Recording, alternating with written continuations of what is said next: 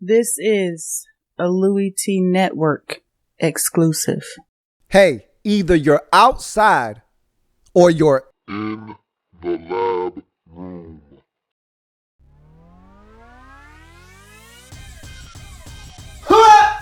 Could it be? Me, join me. Louis T, welcome. You are in the lab room, of course.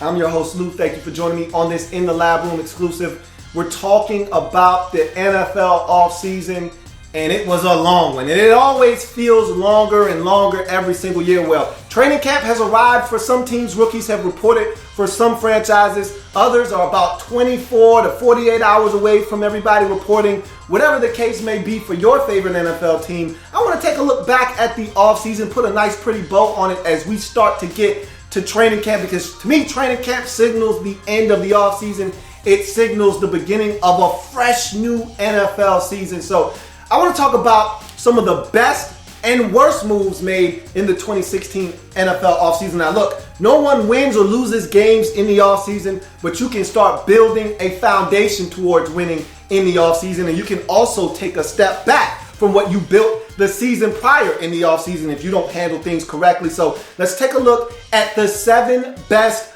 offseason moves made in the National Football League in 2016. You know, when I get listy, I like to go by 7. 7 is my favorite number. Lucky number 7. Let's go with the 7 best offseason moves made in the National Football League in the 2016 offseason. We started number 7. The Jets played hardball with Ryan Fitzpatrick. Look, I know I make fun of Ryan Fitzpatrick all the time. I make for good reason. He's Ryan Fitzpatrick, goddammit. All right? How many teams has he played for? 5, 6, 7? I don't know, okay? There's been a bunch of them. He always finds a way to start. He doesn't make the postseason. He's Ryan Fitzpatrick. But I get it. I understand. The man threw for almost 4,000 yards last year, threw a boatload of touchdowns for the Jets, led them to a 10-6 record. They barely missed the postseason. I get it, but let's keep this in mind. He's Ryan Fitzpatrick, and he is not the future in New York. They just drafted a quarterback out of Penn State. His name is Christian Hackenberg. You might have heard of him. He's going to develop. They're going to have him start at some point. They still have Geno Smith on the roster. Look, don't be like one of these thirsty teams out there. And like the Texans, we'll talk about them a little bit later on. I don't have a problem with them being thirsty, but they threw a bunch of money that offset the market and messed it up at Brock Osweiler. Don't be like the Eagles throwing money at Sam Bradford like you're stupid.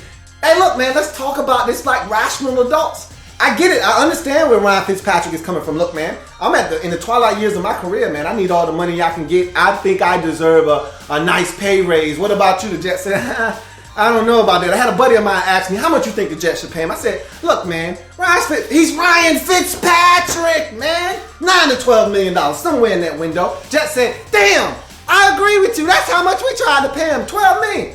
Ryan Fitzpatrick said, nah, man, everybody else getting money. Let me get money. So I get it. I understand where the Jets are coming from. And I've said this all along. They're going to find a common middle ground at some point, and they're going to get a deal done, and he's going to be with this football team, and he's going to play. That being said, kudos to the Jets for not giving in. Look, if Ryan Fitzpatrick was such a hot commodity, the Broncos needed a quarterback. The Browns needed a quarterback. There were teams out there that could have used a quarterback. He would have had a deal already somewhere else. The Jets know what time it is. Ryan Fitzpatrick knows what time it is. You want to threaten me and say you'll sit out? Then sit out, man. I got other quarterbacks that can play this game as well. So I like the fact that the Jets played hardball with Ryan Fitzpatrick. At the end of the day, they're going to get a deal done. But I thought it was very shrewd on the part of the Jets to not give in to Ryan Fitzpatrick. We go to number 6 on this list of the best offseason moves in 2016 in the National Football League. The Browns hire Hugh Jackson from intra-divisional rival Cincinnati, and I thought it was a fabulous move on the part of the Browns to get Hugh Jackson, who I think is one of the best offensive minds in all the National Football League. This is a guy that can take ordinary quarterbacks and turn them into not only ordinary, but serviceable quarterbacks that can win you ball games, and I think he does a really good job of maximizing the talent on his respective rosters. As a coordinator, we've seen him call plays very well in this league. I think he's a really good manager of personalities. He's got a little bit of a swag about him that I think he exudes that and pushes that off onto his team. So I think this is a really good hire. The Browns have been dysfunctional for a very long time, and it starts at the top. And in order for them to get things right in Cleveland, they're going to have to clean up that front office. They've cleaned that up, and we're hoping that this little Moneyball connection that they have, this analytics approach, is going to be something that is a breath of fresh air for the Cleveland Browns organization. But you got to have the right coach in place to make all of these things work. And I think they may have found their man in Huey Jackson. Great hire by the Browns. Let's see if they can't start turning some things around. I think that was the 6th best move made this NFL offseason. You go to number 5. I've talked about this for quite some time. As a matter of fact, I was talking about this in 2015. I said if the Dallas Cowboys finish with a record that puts them in the top 5 of the NFL draft in 2016, they need to select Ezekiel Elliott if he's on the board. And what did the Cowboys do? With the 4th overall selection in the draft, select Ezekiel Elliott, which I thought was the best move for them to make, which lands them at number 5 on this list. Cowboys selecting Ezekiel Elliott, running back out of Ohio State. Now, I will say this, a little bit of trouble that he may have run into with the whole situation with his girlfriend crying domestic abuse. Look, I'm one of those guys that, especially when you're talking about domestic abuse, don't assume that these guys are guilty in the court of public opinion, because that's exactly what this person wants. They want to tarnish his image. They want people to look at him and say, hey, he's a woman beater, without knowing all the facts. She could be lying. I don't want to call her a liar because I don't know the facts myself. All I'm asking for you guys out there to do is to not persecute this guy and to understand what some of these females will try to do to you when they don't like the situation that's going on around them. So with that being said, this is a talented football player. That offensive line we know in Dallas is one of the best in the league, especially up front at run blocking. This guy can take a 7-yard run and turn it into a 37-yard run, something they missed last year with Run DMC in the backfield. Now you take him, put him at the head of that table, put Run DMC behind him and Alfred Morris behind him, and all of a sudden you've got one of the best rushing attacks in all of the NFL. And so with Tony Romo back and healthy, supposedly, with Dez Bryant back on the outside healthy, supposedly, this Dallas Cowboys offense all of a sudden looks like one of the best in the league. So to me, that was the 5th best move made this offseason. The Dallas Cowboys selecting Ezekiel Elliott, running back out of the Ohio State University. We go to number 4 on the best offseason moves. And I look at this move, and it was just a really fortunate break for the Washington Redskins to get an opportunity to bring a guy that was an all-pro player a season ago onto their football team. Does not happen very often, but it did. Redskins signed Josh Norman to a monster deal, 5 years, $75 million, making him one of the highest paid per year cornerbacks in the league at $15 million per year, $50 million of it guaranteed dollars for Josh Norman. A huge pickup for the Redskins, who struggled defensively, especially in that secondary. Now all of a sudden you take a number 1 corner, stick him across from a guy that I think is emerging as a budding star in this league in Vitamin B, Bashaud Breeland. All of a sudden now you might have one of the better 1-2 tandems at the cornerback position in this entire league. So the Redskins just got exponentially better on the defensive side of the football with this signing. So the Panthers' loss is the Redskins' gain. A huge pickup for a team that made a huge leap in their division, going 9-7, winning the division, looking to build off of the momentum they built last year. Here's a guy that could help them potentially get over the hump and make some noise in the NFC East and conference as a whole. Big pickup for the Redskins. They come in at number 4 as the best offseason move in the NFL. 4th best, Redskins getting Josh Norman. You go to number 3. And it's the Arizona Cardinals trading for Chandler Jones from the New England Patriots. Now, this is a move that kind of went under the radar. Not a lot of people are talking about this. But remember, the Arizona Cardinals, if you forgot, let me remind you, were in the NFC Championship game last year. Now, they did get their doors blown off by the Carolina Panthers, but a lot of that stemmed from the fact that they couldn't get after the quarterback. Aaron Rodgers shredded them in the playoffs with no-name receivers because they could not get to Aaron Rodgers consistently. They got shredded by Cam Newton, and they couldn't stop the run. They couldn't stop the pass. They could not get after the quarterback consistently. When Dwight Freeney, who's 87 years old, comes to your football team and leads your team in sacks, you have a tremendous problem and a huge void on your football team. That void has now been filled with Chandler Jones, a guy that can get after the quarterback. I know Patriots fans say he doesn't get timely sacks, he doesn't get important sacks. Well, the Cardinals would love to add a double-digit sack getter to their football team. That's what they did. And this is the type of addition that could potentially put them over the top in the NFC conference. Huge move by the Cardinals to get a guy that can get after the quarterback in Chandler Jones. That comes in at number 3 on my list. You go to number 2 on the best 7 offseason moves in 2016 in the National Football League. And you find the AFC South as a whole. This division to me just got exponentially better. Every team in this division made moves to help them go up the ladder in this division. It was one of the worst divisions last year. This could turn out to be one of the more competitive divisions in 2016. Here's why. You start with the Jacksonville Jaguars. Everyone agrees they had probably one of the most impressive off seasons. Once again, I will say this, no one wins or loses games in the off season, but the Jacksonville Jaguars to me have taken some steps, built some blocks that could potentially be the foundation for a winning season for Gus Bradley in Jacksonville. You look at the off season moves that they made. You get Beachum that can come in, maybe solidify your left tackle position and give you some flexibility along that offensive line. You go out, you get Malik Jackson from the Denver Broncos, who I thought was one of the most important pieces along that defense that helped them win the Super Bowl. You now bring him into the mix, and along with Jared Odrick and all those guys on that defensive line, that could be a very troublesome front to have to deal with. You look at the back of that defense, Tashawn Gibson is added at the safety position.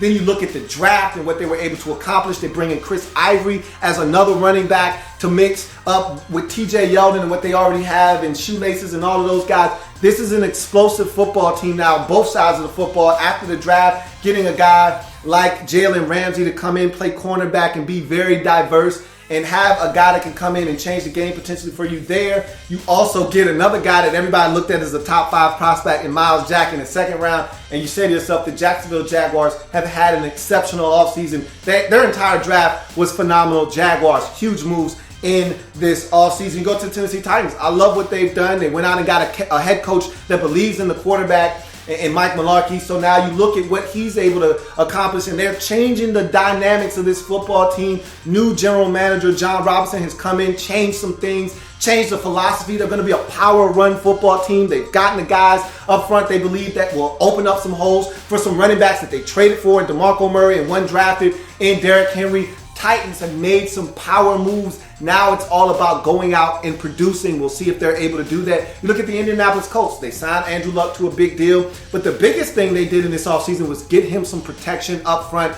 That first-round pick of Ryan Kelly, center out of Alabama, was tremendous, was huge because they had problems on the interior of that offensive line. You figure to yourself that if you could get some production out of the offensive line, protect Andrew Luck with all the weapons that they've been accumulating and massing over the last couple of years, they should be just fine in Indianapolis. And then you go to the Houston Texans, maybe the biggest winner of all in this division. They go out, find themselves a quarterback after they were embarrassed in Wild Card Weekend last year by the Kansas City Chiefs in a blowout loss where they were shut out in that ball game. You go get you a quarterback now. He's unproven, but at least he's got potential and some upside in Brock Osweiler. And you overspent for him, but you needed to do something, and you did it. And then you go out and get Lamar Miller. You get Ben Jones, steal him away from a divisional rival, bring him onto your football team. The Titans did that. So you talk about the Titans doing some things. You lose Ben Jones, but you've had a tremendous offseason if you're the Houston Texans. Your draft was very good. You addressed some needs there, got some more team speed, got some guys that can really open up some things for you offensively. So I look at what this whole entire division did, and I say to myself, they've improved. Not one team, but all 4 of the teams in that division have improved. And so the AFC South, for me, huge winners this offseason as the second best move made this offseason. The entire AFC South getting it done. You go to the best move, though, this offseason, and it's the Los Angeles Rams. For me, you gain stability by finding a home. Look, we cannot understate how much it means to just be able to call somewhere home. We look at the Raiders and their instability. We look at the Chargers. Look, I want you to think for a second. Don't make the mistake of thinking that stuff doesn't weigh on the coaching staff. It doesn't weigh on the players, not knowing where you're going to be calling home next season. Okay, the Chargers They played bad last year. They had a lot of injuries, but they also didn't know what was going to happen. That was looming over their head the entire season. That affects you as a football team. You look at the Raiders. Where's home going to be for them? That affects you. You need to have stability. You need to be able to know where home is going to be. You need to be able to set some things in order. The Rams just did that by getting a new place to call home in Los Angeles. And not only doing that, they got themselves their franchise quarterback. Is he any good? Is he going to work out? We don't know that, but they had to do it, and they did it. So kudos to the Los Angeles Rams for finding home and then going out and getting a guy, because we've been talking about their defense for the last 3 years as one of the most ferocious defenses in the league, but they never have had the quarterback to match. Now they go out and select Jared Goff. They traded up to do so. I think they've done some great things, and now I look at what they've accomplished with getting Jared Goff in the mix, and you say to yourself, here's an opportunity, and look, they may not make the postseason. They may be another 6 or 7 win team this year, but again, it's building for the future. With now having a home and having a quarterback to match, you're thinking that the Rams could be 2 years away from potentially making some noise now in the NFC West. So to me, those are your 7 best off-season moves in the National Football League in 2016. Quickly to recap: Jets, number 7.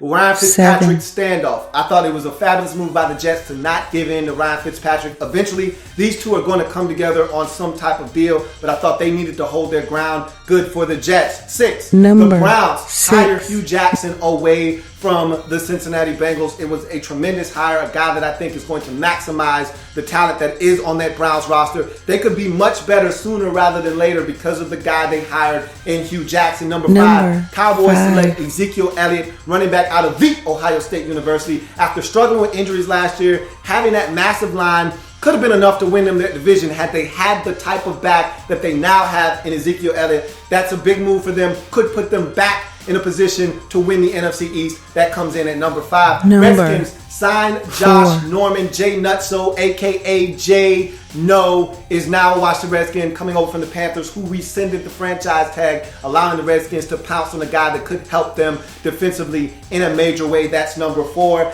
Cardinals go out and trade for Chandler Jones from the Patriots. A huge move that quietly went under the radar. Again, Cardinals struggled to get after the quarterback, especially late in the season.